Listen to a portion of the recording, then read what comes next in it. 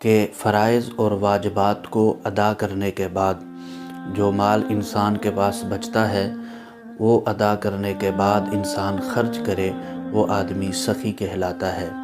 اور سخی بننے کے لیے انسان کے دل میں جنت کا شوق، اللہ کی محبت ہو تو انسان کے لیے سخی بننا بہت ضروری ہے۔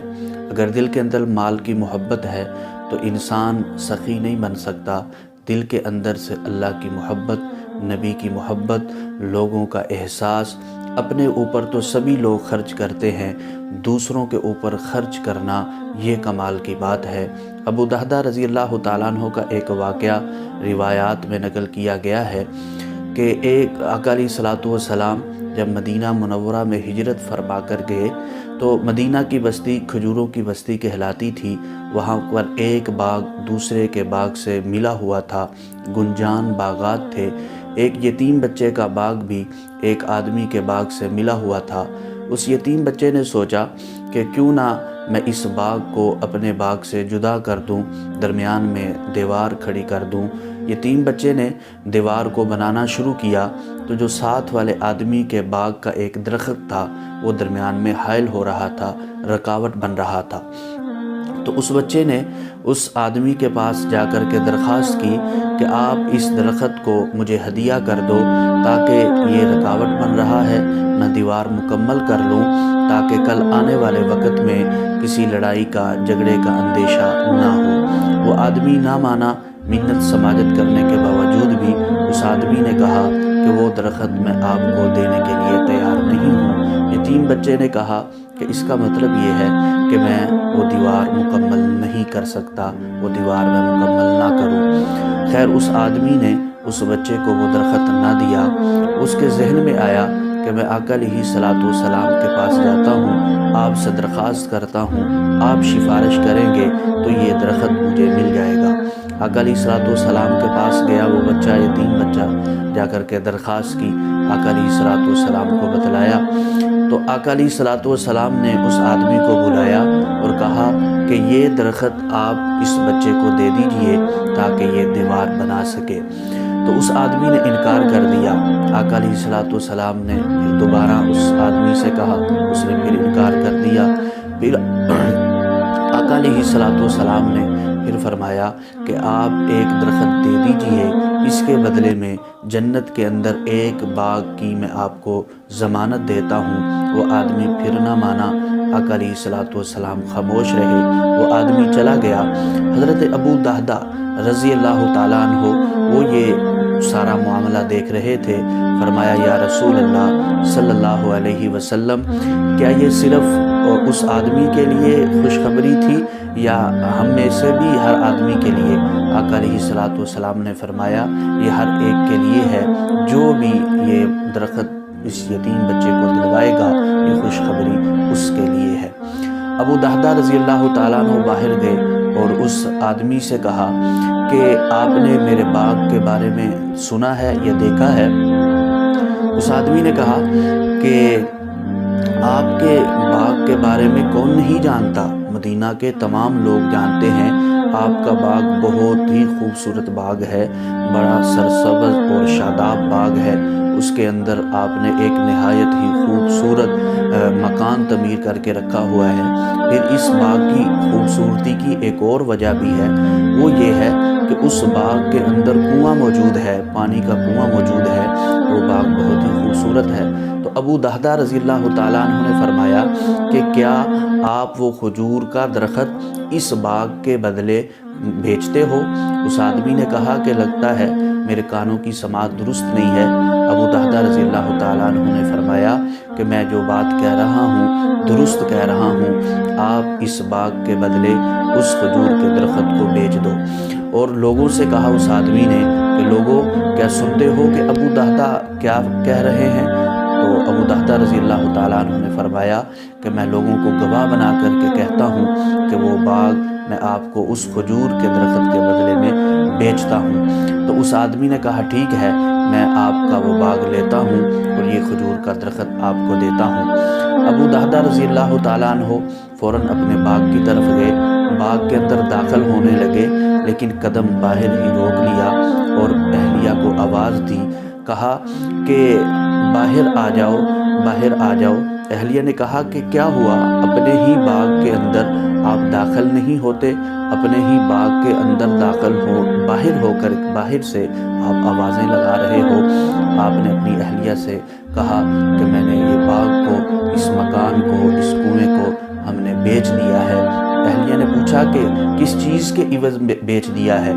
تو حضرت ابو دحدہ رضی اللہ تعالیٰ عنہ نے فرمایا کہ یہ میں نے جنت کے باغ کے عوض میں نے اس کو بیچ دیا ہے۔ اہلیہ بھی صحابیہ تھی، انہوں نے فرمایا کہ آپ نے بہت اچھی بیع کی ہے، بہت اچھی خرید و فروخت کی ہے۔ فوراً اپنے بچوں کی جیبوں کی تلاشی لی اور اس کے اندر جو گٹھلیاں تھیں، جو کھجوریں تھیں، جو خوشے تھے، وہ نکال کر کے باہر پھینک دیے اور اپنے بچوں سے کہا کہ آج کے بعد یہ باغ ہمارا باغ نہیں ہے، آج کے بعد یہ مکان ہمارا مکان نہیں ہے۔ فوراً خالی ہاتھ، بچوں کی خالی جیبوں کے ساتھ باہر نکل آئی اور آ کر کے حضرت ابو دحدہ نے وہ جو درخت تھا اس یتیم کو ہدیہ کر دیا اور آقا علیہ الصلوۃ والسلام کو خوشخبری دی کہ یا رسول اللہ صلی اللہ علیہ وسلم، وہ باغ، وہ درخت میں نے اس یتیم بچے کو دے دیا ہے۔ اور آقا علیہ الصلوۃ والسلام نے فرمایا کہ اس درخت کے بدلے ضمانت دیتا ہوں آپ کو جنت کے باغ کی۔ کیسا ان کا ایمانی جذبہ تھا۔ ابو دحدہ رضی اللہ تعالیٰ عنہ فرماتے ہیں کہ یہ مختصر سی زندگی ہے، اس زندگی کے اندر پتہ نہیں کتنی دیر رہنا ہے، اصل زندگی تو آخرت کی زندگی ہے۔ آخرت کی زندگی میں وہاں پر باغ کو حضرت ابو دحدہ رضی اللہ تعالیٰ عنہ نے ترجیح دی۔ آج ہم بھی یہ دنیا کے اندر رہتے ہوئے، یہ ابھی رمضان المبارک کا مہینہ آ رہا ہے، رمضان المبارک کے مہینے میں اللہ سے ہم تجارت کریں، خوب کمائی کریں، یہ کمائی کا مہینہ ہے۔ حضرت عثمان غنی رضی اللہ تعالیٰ عنہ مدینہ منورہ میں قحط پڑ گیا حضرت ابوبکر صدیق رضی اللہ تعالیٰ عنہ کے دور خلافت میں۔ تو حضرت عثمان غنی اونٹوں پہ تجارت کا سامان لے کر کے آ رہے ہیں، رستے میں تاجر ملے۔ تاجروں نے پوچھا عثمان کہاں کا ارادہ ہے؟ فرمایا کہ تجارت کا ارادہ ہے۔ تاجروں نے کہا کہ جو ایک چیز 10 روپے کی ہے، ہم آپ کو 12 روپے کی دینے کے لیے تیار ہیں، 12 روپے منافع دینے کے لیے تیار ہیں۔ حضرت عثمان غنی رضی اللہ تعالیٰ عنہ نے فرمایا مجھے اس سے بھی زیادہ منافع ملتا ہے۔ فرمایا ہم 10 روپے کی چیز آپ سے 15 روپے 18 روپے دینے کے لیے آپ کو منافع تیار ہیں۔ حضرت عثمان غنی رضی اللہ تعالیٰ عنہ نے فرمایا مجھے اس سے بھی زیادہ منافع ملتا ہے۔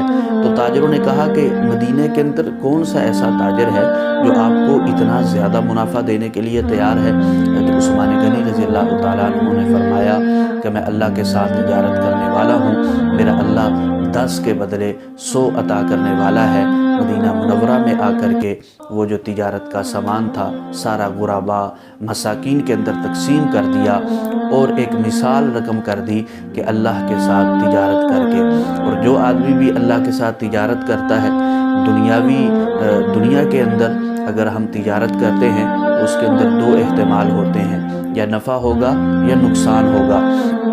لیکن جو اللہ کے ساتھ تجارت کرتا ہے، پکی بات ہے کہ اللہ کے ساتھ تجارت میں یہ ہمارا مسلمانوں کا ایمان ہے کہ اس کے اندر نفع ہی نفع ہے، اس کے اندر خسارہ نہیں ہے۔ اللہ رب العزت فرماتے ہیں کہ آپ کو میں دنیا کے اندر دوں گا۔ رمضان المبارک کا مہینہ ہے، فرمایا 10 دنیا میں اور 70 آخرت میں۔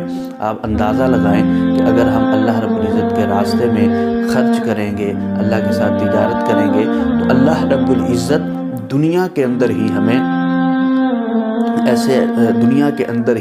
ہمیں ان کا بدل جو ہے وہ عطا فرمائیں گے۔ اور سخی بننے کے لیے یہ بھی ضروری نہیں ہے کہ انسان کے پاس بہت زیادہ مال ہو، بہت زیادہ دولت ہو تبھی انسان سخی بن سکتا ہے، نہیں، بلکہ آقا علیہ الصلوۃ والسلام ایک جگہ پر ارشاد فرما رہے تھے کہ 1 لاکھ درہم پر سبقت کر گیا۔ ایک شخص نے پوچھا یا رسول اللہ صلی اللہ علیہ وسلم 1 درہم کیسے 1 لاکھ درہم پر سبقت کر گیا؟ آپ صلی اللہ علیہ وسلم نے فرمایا ایک آدمی کے پاس کئی لاکھ درہم تھے، اس میں سے اس نے 1 لاکھ درہم صدقہ کر دیا۔ دوسرے آدمی کے پاس 2 درہم تھے، اس میں سے اس نے 1 درہم صدقہ کر دیا۔ فرمایا اس 1 درہم صدقہ کرنے والا یہ 1 لاکھ درہم پر سبقت کر گیا۔ تو یہ لازمی نہیں ہے کہ انسان کہے کہ میرے پاس بہت زیادہ مال ہو، بہت زیادہ دولت ہو تبھی میں سخی بن سکتا ہوں۔ بس انسان کے پاس جو کچھ بھی ہے تو انسان کے ذہن میں یہ رہے کہ میں نے اس کو خرچ کرنا ہے، اللہ کے راستے میں دینا ہے۔ حضرت عبداللہ بن عمر کا واقعہ ہے، فرمایا کہ آپ نے حکم دیا کبھی میرے لیے مچھلی کا گوشت تلاش کیا جائے، میرا مچھلی کا گوشت کھانے کو دل کرتا ہے۔ خادمین نے تلاش کیا، بڑی مشکل سے ایک مچھلی ملی، اس مچھلی کو پکایا گیا، بھونا گیا، گوشت تیار کیا گیا، سالن تیار ہو گیا۔ جب سامنے پیش کیا تو اتنے میں ایک سائل آ گیا۔ سائل نے آ کر کے سوال کیا، حضرت عبداللہ بن عمر رضی اللہ تعالیٰ عنہ فرماتے ہیں کہ یہ مچھلی کا گوشت اس سائل کو دے دو، اس سائل کے حوالے کر دو۔ گھر والوں نے بڑا کہا کہ حضرت یہ آپ کے لیے تیار کیا ہے، بڑی مشکل سے ہم ڈھونڈ کر کے لائے ہیں۔ اس سائل کو درہم دے دیتے ہیں، دینار دے دیتے ہیں، کوئی اور چیز دے دیتے ہیں، یہ آپ کی چاہت کے مطابق تیار کیا گیا ہے۔ تو حضرت عبداللہ بن عمر کا جواب سنیے، وہ فرماتے ہیں کہ میری چاہت اسی میں ہے کہ آپ یہ سالن، یہ مچھلی کا گوشت اس فقیر کو دے دیجئے۔ یعنی کہ کیسی ان کی سوچ کہ بڑی مشکل سے مچھلی کا گوشت، ایک مچھلی ملی اور اس کو سائل کو دے دینا یہ بڑی کمال کی بات ہے۔ تو اس لیے یہ ضروری نہیں ہے کہ ہمارے پاس بہت زیادہ مال اور دولت ہو۔ اور ایک اور چیز کہ آج اگر کوئی سوال کرے تو تبھی ہم کچھ دیتے ہیں، سوال کرنے کیے بغیر ہم خود اپنے گلی میں، محلے میں تلاش کریں ایسے افراد کو کہ جو بیچارے سوال نہیں کرتے ہیں، ان لوگوں کو ایسے طریقے سے ان کی امداد کی جائے، ایسے طریقے سے ان لوگوں پر خرچ کیا جائے کہ ان لوگوں کو احساس تک نہ ہو کہ ہمارے اوپر کن لوگوں نے کس طریقے سے احسان کر دیا اور کیسے خرچ کر دیا۔ فرمایا کہ حضرت جابر رضی اللہ تعالیٰ عنہ ایک مرتبہ اپنی سواری پہ بیٹھے تھے تو آپ کی سواری بڑی آہستہ آہستہ چل رہی تھی۔ آقا علیہ السلام نے اس کو ہنکایا، جب ہنکایا تو وہ سواری ہنکانے کی برکت سے تیز ہو گئی۔ حضرت جابر رضی اللہ تعالیٰ عنہ فرماتے ہیں آقا علیہ السلام نے پوچھا کہ جابر اب سواری کا کیا حال ہے؟ تو میں نے بتلایا یا رسول اللہ اب آپ کی برکت سے وہ تیز چلتی ہے۔ تو آپ صلی اللہ علیہ وسلم نے فرمایا کیا اس سواری کو، اونٹنی کو بیچتے ہو مجھے؟ تو حضرت جابر رضی اللہ تعالیٰ عنہ وہی ایک سواری تھی، وہی روٹی رزق کا ایک ظاہراً ذریعہ تھی۔ تو آپ نے فرمایا ٹھیک ہے یا رسول اللہ میں آپ کو بیچتا ہوں۔ جابر رضی اللہ تعالیٰ عنہ فرماتے ہیں کہ جب میں واپس آیا تو آپ صلی اللہ علیہ وسلم نے مجھے اس کی رقم بھی ادا کر دی اور سواری بھی مجھے دے دی۔ یہ ہمارے نبی نے تعلیم دی ہے کہ اگر آپ کو احساس ہو رہا ہے، معلوم پڑ رہا ہے کہ فلاں آدمی کے احوال درست نہیں ہے، غربت کا عالم ہے، تو آپ بغیر سوال کیے اس طریقے سے بھی اس کی مدد کر سکتے ہیں۔ تو اگر ہمارا یہ جذبہ لوگوں کے اوپر خیرات کرنے کا، لوگوں کی خیر خواہی کا ہوگا تو اللہ رب العزت ہمیں توفیق بھی عطا